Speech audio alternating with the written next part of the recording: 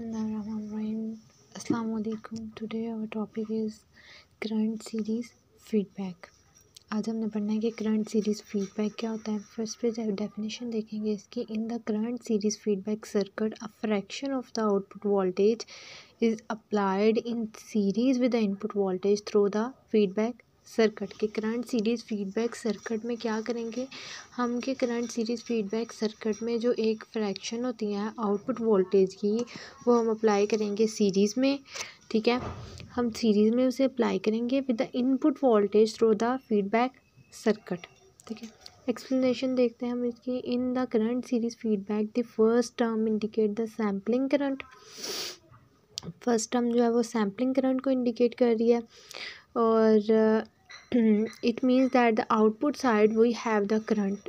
First term जो है वो इंडिकेट करी है सैम्पलिंग करंट को, तो इसका मतलब है कि आउटपुट साइड पे हमारे पास क्या है, करंट है। और जो सेकंड टर्म इंडिकेट करेंगी वो मिक्सिंग है। मिक्सिंग है तो series mixing also called the voltage mixing, जिसे हम वोल्टेज मिक्सिंग भी कहते हैं। In the circuit the feedback and the input signal are in series. Circuit में जो फीडबैक है और जो इनपुट सिग्नल है वो सीरीज़ में, because both are connected to the ground, क्योंकि हमने दोनों को कनेक्ट किया है ग्राउंड से। फीडबैक को भी और इनपुट सिग्नल को भी, हमने इनपुट को भी और फीडबैक को भी कनेक्ट किया ग्राउंड से।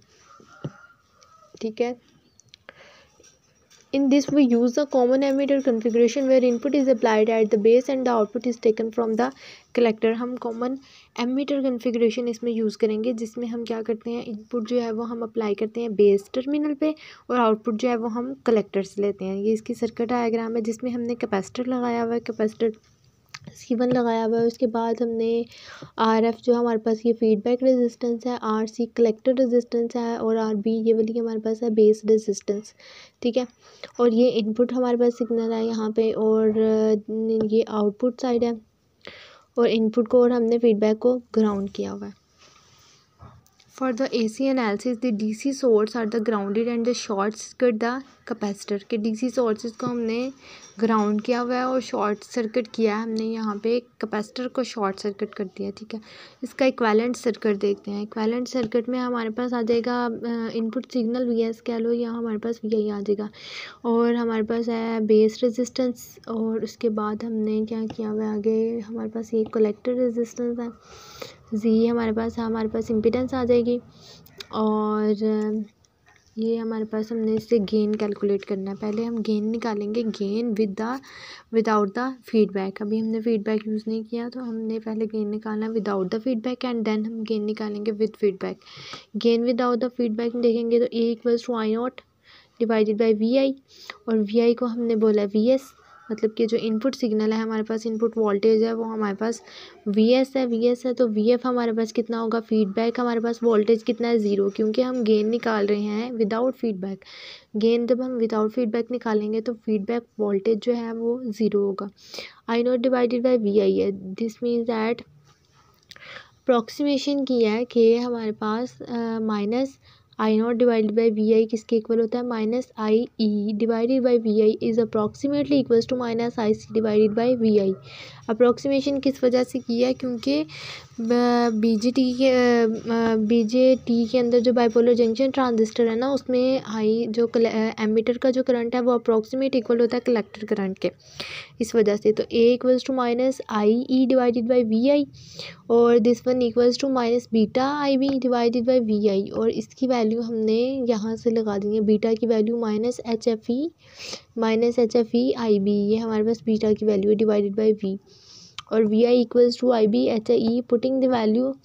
अब हमने ये वैल्यू लगा दी है VI की, ये वाली टर्म में हमने VI की ये वाली वैल्यू यहाँ पे पुट की है नीचे डिनोमिनेटर में, जिससे IB कट हो जाएंगे और -HFE HIE आ जाएगा। ठीक है, ये हमारे पास किसके इक्वल आ गया, A=- HFE divided by HIE। इससे हमने इक्वेशन नंबर 1 का नाम दे दिया। ये हमारे पास निकल आया गेन विदाउट फीडबैक। अब हमने इनपुट इम्पीडेंस देखनी है। ZI=RB is parallel to HIE।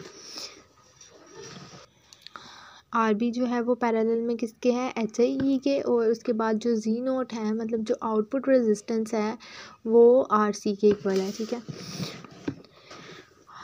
अब यही हमने क्वेश्चन नंबर 3 में बोला कि G not equals to R C. Next आ जाता है गेन विद फीडबैक। अब हमने गेन निकालना है with feedback. Beta equals to V F divided by I naught, और वी एफ की वैल्यू हमें पता है V F equals to minus I not R E के इक्वल है। आर ई के इक्वल है। हमने ये वी एफ की वैल्यू इस इक्वेशन में पुट की है ऊपर।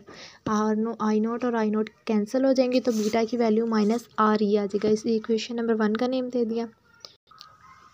ए F equals to A divided by 1 plus beta A, putting the values.